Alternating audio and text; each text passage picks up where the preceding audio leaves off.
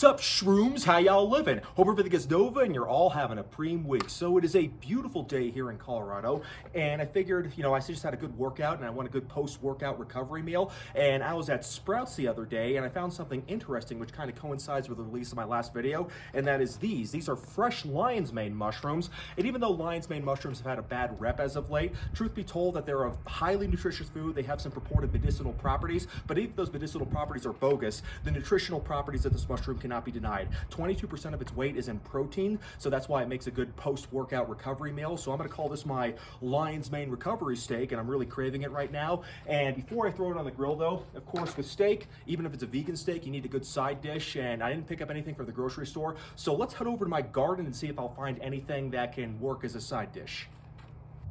All right, so I'm obviously going to need a side dish for my glorious lion's mane mushroom steak. And fortunately, even though it is early in the year, it looks like I have these cute little asparagus growing, so these will suit nicely for my steak. Asparagus always goes well with steak, even if it's a mushroom-based steak. So let's go ahead and pull these guys. So I have a few more around, but let's go ahead and start with these. So whenever you're pulling asparagus, they have very tough roots, so it's very hard just to pull them out. So you want to grab it from the very bottom and just kind of snap them off like that. So here are some perfectly good asparagus. I'm going to go ahead and grab a few others, and we'll head back to my grill.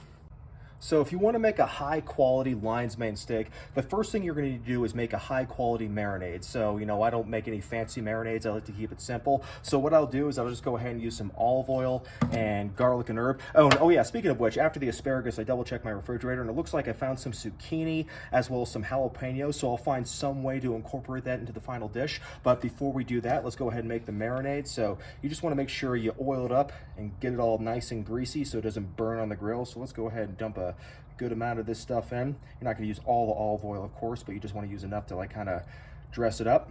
And then, I'm a big garlic and herb fan. I don't even know what kind of herb this is, but I trust it's a high quality herb. But of course, you can be creative with your marinades. You can make it more of like a barbecue style, or even maybe like a more of a curry style, but that's up to you. So let's go ahead and just get this guy.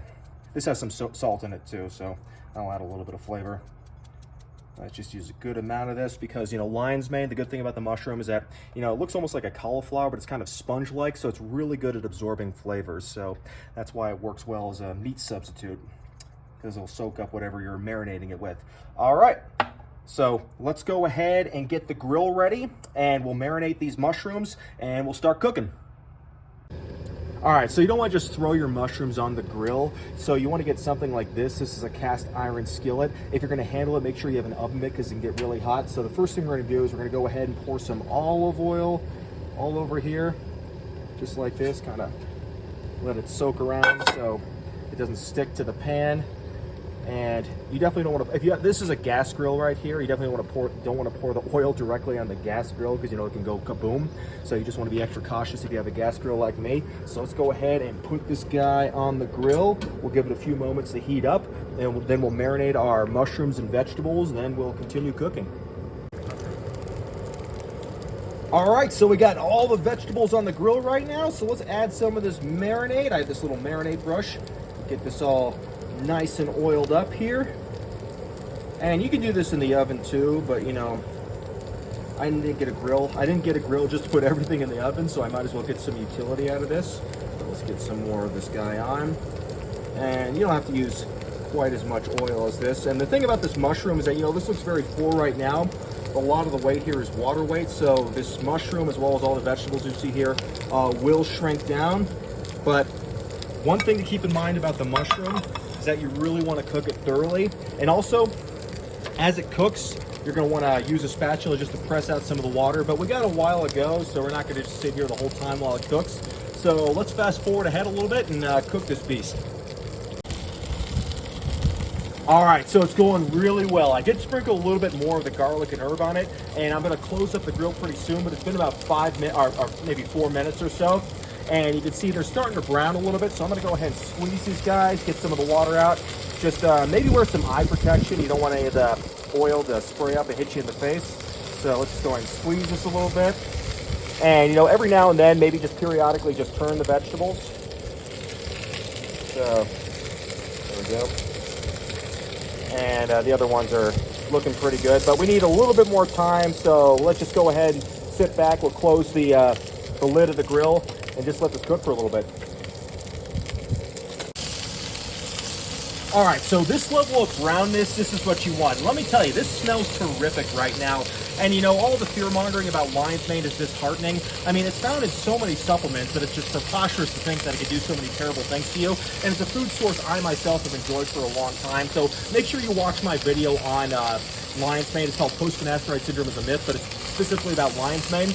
But it's a very nutritious food, like I mentioned, the protein source, but I also believe it's one of the few vegan sources of vitamin D. So if you are a vegan like me, a proud vegan soy boy, then this is a very valuable food, which is why it's popular in the vegan community. But yeah, that brown right there, you don't want it charcoal black or anything like that, but just this nice brown, that's what you want. And just remember to keep on periodically squeezing your meat to pump all the juices out, and flip it every few minutes or so. All right, let's let this continue to cook.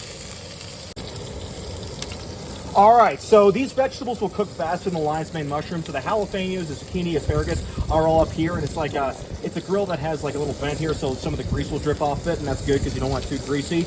Other than that, you know, it's been about 15 minutes. You want to keep on just turning it every now and then, and we are getting pretty close to the end. Needs a little bit more time, but this is looking pretty good. It's a nice healthy brown right here, and as you can see, the mushrooms have shrunk. So I actually have another extra mushroom right here that I didn't have enough room with, so if I wanted to, I can throw it back in, but I'll have to save this one for later. But these ones are looking good, and like I said, this is a very dense mushroom, which is why it works well for a steak substitute, so this will be perfectly adequate.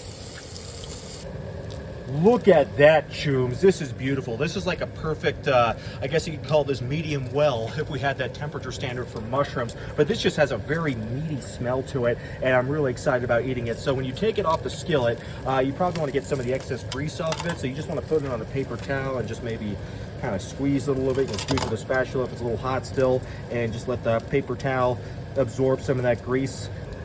All right, so it looks like I've squeezed out a lot of oil here, so let's see how this looks.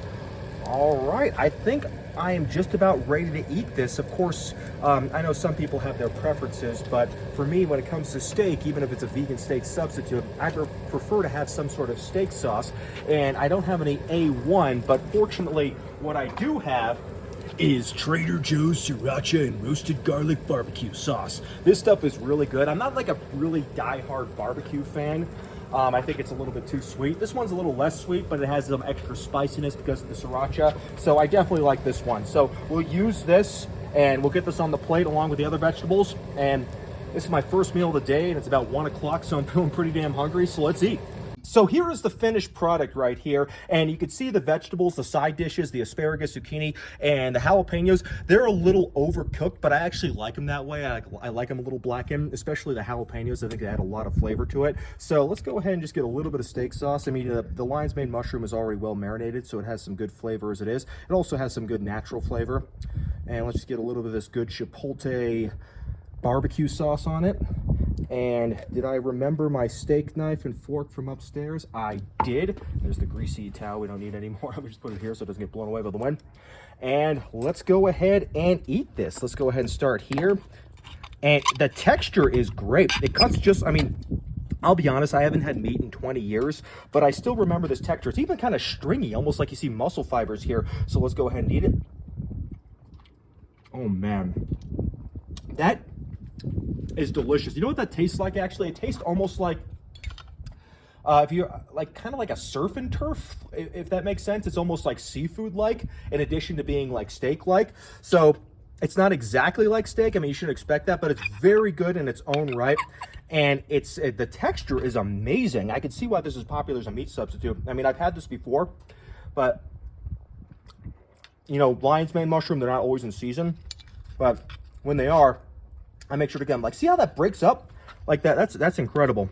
So this is great. And you know, I'm not making this video to troll, but I just want to demonstrate we're talking about a food here. This is not some 5-AR inhibitor. This is not some drug or medicine. I mean, not that would be a bad thing if it were a 5-AR inhibitor, because 5-AR inhibitors are awesome. But this is just a tasty, delicious, nutritious food, and people shouldn't be afraid to try it because, quite frankly, It's awesome, and I don't feel my dick electrocuting right now. I don't feel it shrinking and then becoming an innie right now. It's not going to become 0.9 inches after eating this. It's a totally safe food, and you shouldn't be afraid to try it because of fear-mongering online, just like you shouldn't be afraid to try finasteride because of the fear-mongering online. So, anyways, I hope this video provided another perspective as to what lion's mane mushrooms are and what their benefits are as a food source, and maybe you guys will try it yourself, but I hope you enjoyed the video, and I'll see you guys next time with some more hair loss related content. This was a bit of a diversion, but hope you enjoyed. Take care.